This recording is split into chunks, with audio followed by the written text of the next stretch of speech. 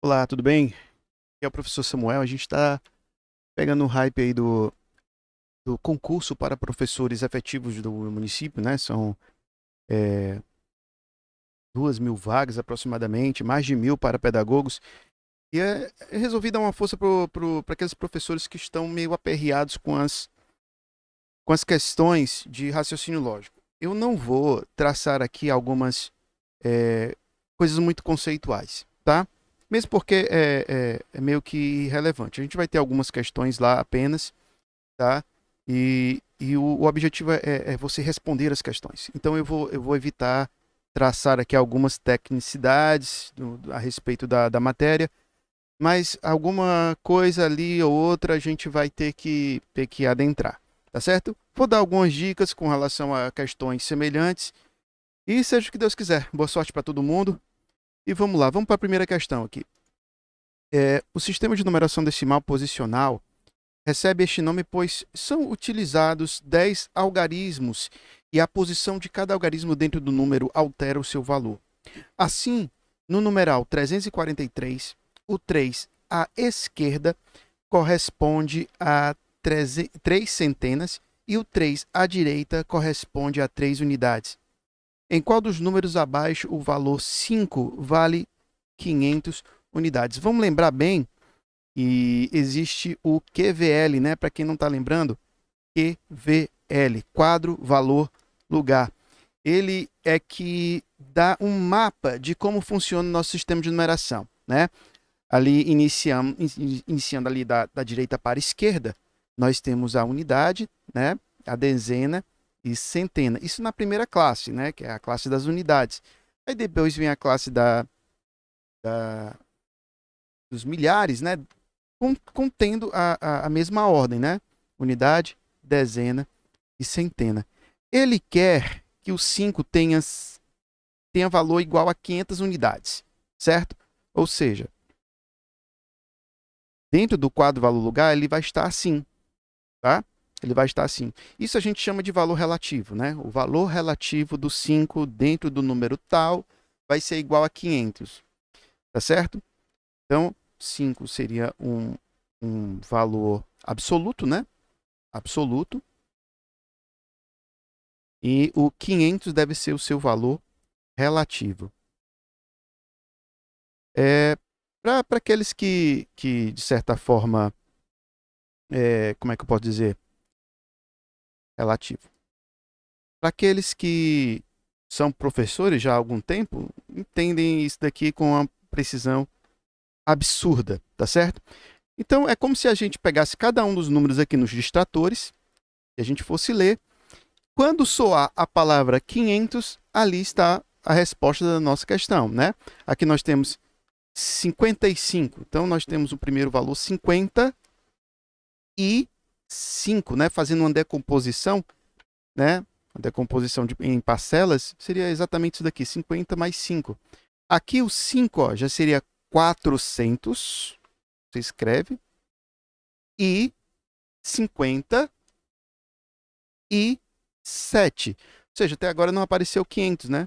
O outro, ó, 5.387. Percebam que o nosso sistema de numeração ele acompanha com muita clareza a nossa língua materna, né? Já a letra D, né, nós temos 10.000, né, na dezena de milhar. Percebam que na unidade de milhar nós temos o zero, né? Então não vamos colocar nada, tá? 500, aí sim a gente já poderia parar por aqui, ó, porque nós já achamos o nosso 500 ali dentro. O 5 representa o 500. Então a alternativa correta é o item D, tá certo? Vamos adiantar aqui, vamos para a próxima questão, tá? Próxima questão, questão de número 37. Só lembrando, essas questões aqui, deixa eu ver qual é o ano exatamente, só para que vocês se situem. Ela é do ímpar, tá? As questões que eu vou pegar aqui, elas são do ímpar. E essa daqui é para professor substituto ainda. É do ano de... Deixa eu voltar aqui ao início do arquivo, que aí eu sei qual é o ano direitinho. 2021, tá? Prova para professor substituto das áreas de pedagogia e pedagogia bilíngue, tá? Do ano de 2021. Na verdade, o edital 19 de 21, para ser mais específico, tá? Então, voltemos para a questão. Considere a seguinte sentença lógica. Se Carla foi à praia, então não choveu. Qual das sentenças abaixo expressa a negação da sentença anterior? Vamos lá. Primeira dica para essa questão, ela vai ser bem geral, tá? O que é a negação de alguma coisa? Geralmente, quando a gente é abrangente, a negação é quando pelo menos um daqueles indivíduos eles não faz parte do grupo, tá? Daí vem aquela expressão, o contrário de todo mundo é pelo menos um. Deixa eu explicar isso, tá? Por exemplo, todo professor de matemática é bonito, tá? Qual seria a negação dessa frase? Pelo menos um professor de matemática não é bonito, tá? Ou, se preferir colocar a palavra feio, acho que vale nesse sentido, né? Então, olha só. Se todo professor de matemática é bonito e tem um feio, então já não é todo mundo. Então, quando você quer negar o todo mundo, você tem que encontrar pelo menos um indivíduo, ou então um fator, que negue toda aquela expressão absoluta que o todo mundo deixa, né, na expressão. Então, olha só. Essa afirmativa, não é afirmativa, né? Essa frase, ela é separada aqui em duas afirmativas, né? A primeira é, se Carla foi à praia. Porque Carla pode não ir à praia, tá? E a segunda é, não choveu, tá? Mas eu quero deixar em destaque aqui essas duas palavrinhas, tá? Se e então, tá? Que são palavras muito utilizadas, inclusive, em programação, tá? É uma inferência lógica. Se é uma condição inicial. Se aquilo ali for verdadeiro, ele verifica a segunda afirmativa. Tá certo? Então, não faz muito sentido a gente negar a primeira afirmativa. Tá? Porque a lógica da segunda afirmativa, né, pode ser qualquer coisa. Deixa isso bem claro. Se Carla foi à praia, então não choveu. Mas, se Carla não foi à praia, então nevou. Percebam aí que eu expandi um pouco minha afirmativa, né? Não afirmativa, a frase toda. Eu expandi. Eu coloquei uma condição para que ela foi à praia e uma outra condição para se ela não foi à praia. Eu fui mais abrangente. Repare que não tem uma conexão, né? Do primeiro então com um segundo então. Eu poderia dizer assim, se Carla foi à praia, então não. Se Carla foi à praia, então choveu. Mas se Carla não foi à praia, ela andou de trenó. Ou ela estudou matemática. Poderia colocar qualquer coisa no meu segundo então. Tá? Então, assim, ele não expande essa frase para os outros se de Carla. Se ela não foi à praia, o que foi que aconteceu? Ela só diz, se Carla foi à praia, então não choveu. Então, não faz muito sentido a gente negar a primeira frase, tá? Porque o outro então, poderia ser qualquer coisa. O que faz sentido é a gente negar a segunda afirmativa. Então, não choveu. Qual é a negação da negação? Tá? Então, não choveu. Essa negação, então, seria então, choveu. Né? Então, as sentenças, qual das sentenças abaixo expressa a negação? É a alternativa A. Ó, Carla foi à praia, ou seja, confirmou a primeira frase, né, a condição, e choveu, negou a segunda. Então, essa é a afirmativa verdadeira, ok? Seguindo adiante, deixa eu passar aqui para a próxima questão de número 38, que diz o seguinte. A figura abaixo mostra uma grade quadrangular 5 por 4, tá? Ela tem o quê? Ela tem 5 colunas, né? E 4 linhas, onde o lado de cada quadrado mede uma unidade. Ela indica também 4 maneiras diferentes de se deslocar do ponto X até o ponto Y. Dentre tais maneiras, a mais curta é que passa por qual ponto? Ponto A, né? Só destacando aqui os pontos. O ponto B, o ponto C e o ponto D, né? É claro que a gente poderia usar teoremas de Pitágoras aqui para provar que uma distância seria menor do que a outra, né? Mas aqui não seria o fato, né? Vamos só confirmar aqui porque é o seguinte, cada diagonalzinha dessa é exatamente raiz de 2, tá? Por que a raiz de 2? Não interessa ainda, tá? Mas eu só estou querendo mostrar por que não é interessante a gente usar o teorema de Pitágoras lá do 9º ano do ensino fundamental para resolver essa questão, tá? Então, essa medida aqui seria a raiz de 2, essa outra medida aqui também seria a raiz de 2, essa daqui também, enfim, tá? Só que esse daqui, ó, não é uma diagonal. Então, ela não é raiz de 2. Então, fica um pouco estranho a gente fazer o teorema de Pitágoras. Então, vamos fazer um raciocínio lógico, né? A forma mais rápida da gente fazer essa questão, né? Melhor dizendo, calcular a menor distância é uma linha reta entre o x e o y, né? Deixa eu ver se eu consigo botar aqui na régua. Deixa eu ver. Bom, é mais ou menos isso daqui, né? Um pouquinho mais inclinado para cá. Pronto, eu vou deixar isso aqui, tá?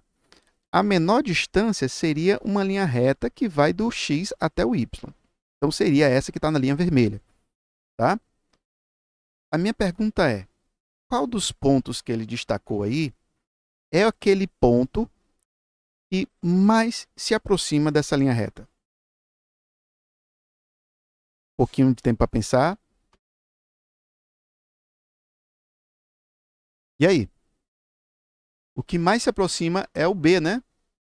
Então, pessoal, não tem muito o que pensar. Não tem mais o que pensar. Então, a alternativa correta aqui é o item B. Aí, Samuel, mas aí os valores? Os valores são o que menos importa aqui, né? A gente está trabalhando de raciocínio lógico, tá? E honestamente, não leve muito tempo nesse tipo de questão, tá?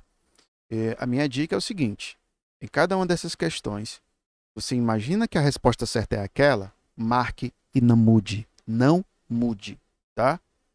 Você pode ser traído por algum detalhe, pode ser até um detalhe que não é pertinente à questão, pode ser um detalhe que você vê até em outra questão, você pode ser seduzido por esse tipo de raciocínio. Então é o seguinte, se prenda a seu primeiro raciocínio e marque, tá bom? Mas leia devagar, vá com calma, não marque na pressão, só porque eu estou dizendo vá na primeira. Não, leia com calma e marque a primeira que você achar correta. Vamos seguir adiante. Nessa prova, são 5 questões. Isso aqui é muito grande. São 5 questões, tá?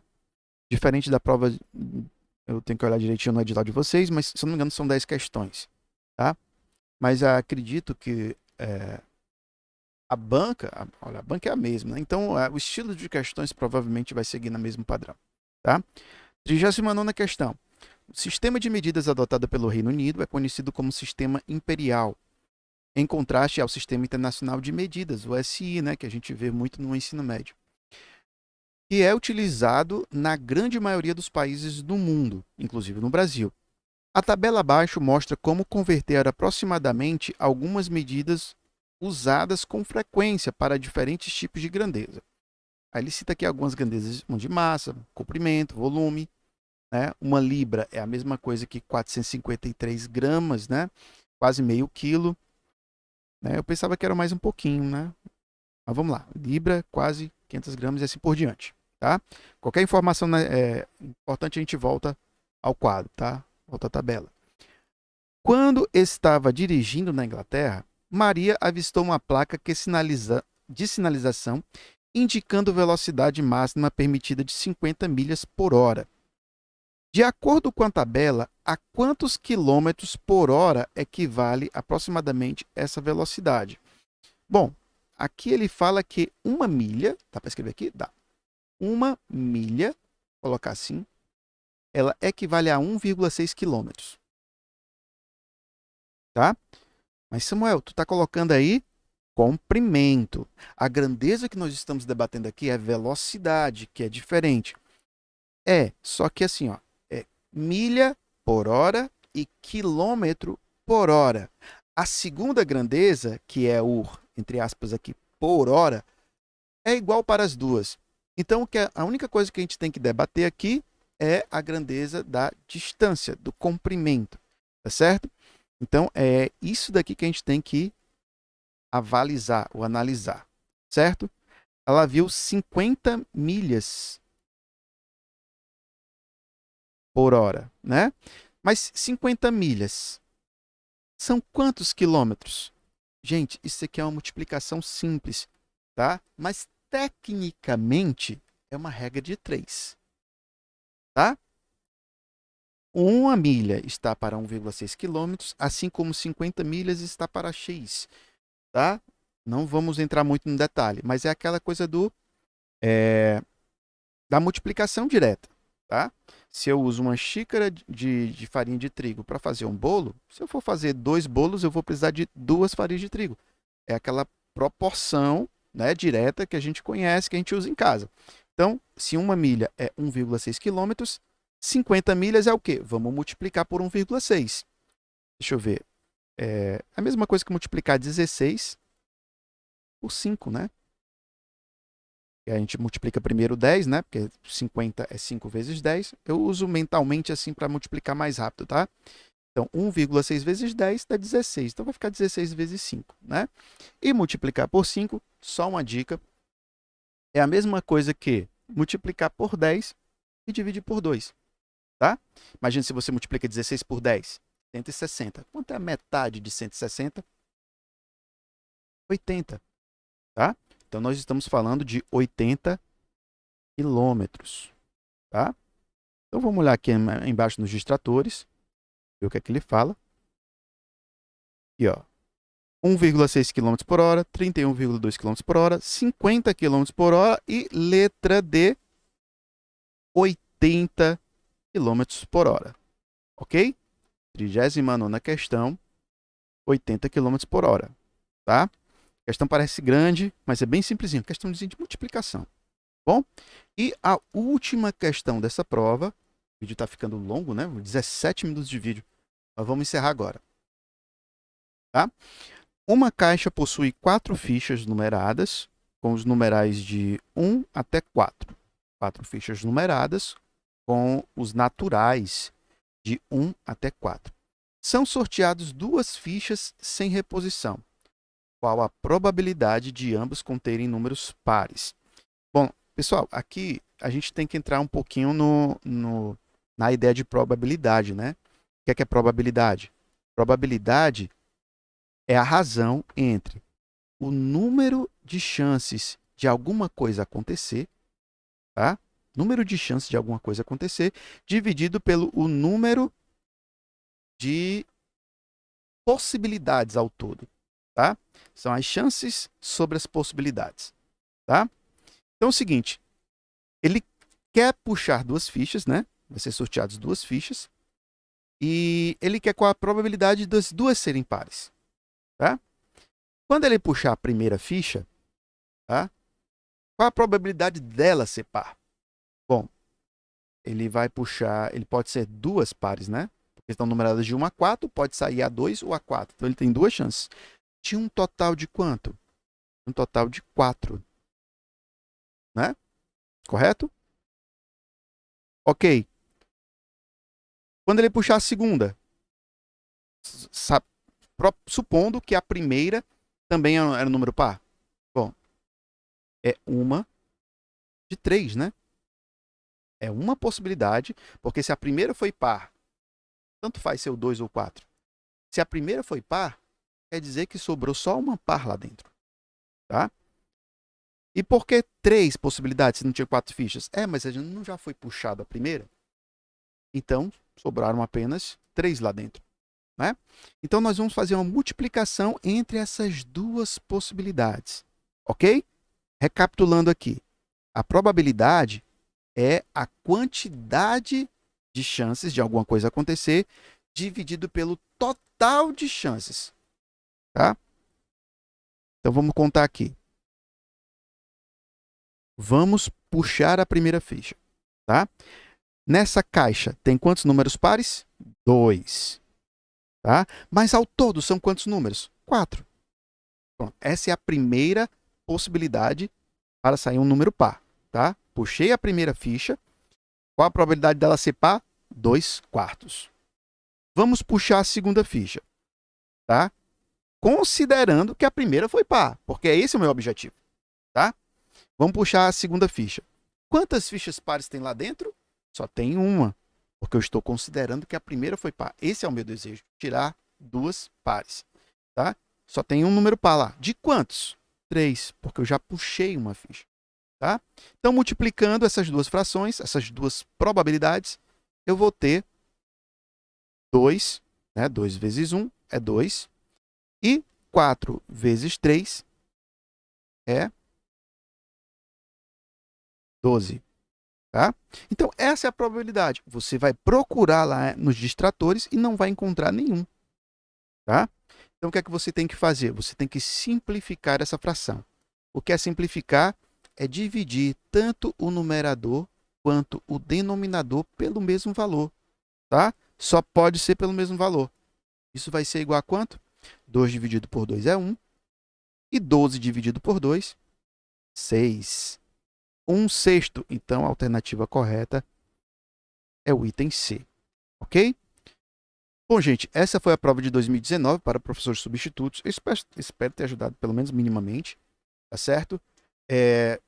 Espero ter condições, aproveitando que são férias, né? Espero ter condições de postar mais vídeos aqui de outras provas. Talvez a prova para professor efetivo, a última que houve, talvez. Tá? Se bem que eu acho que essa vai ser um pouco mais longa.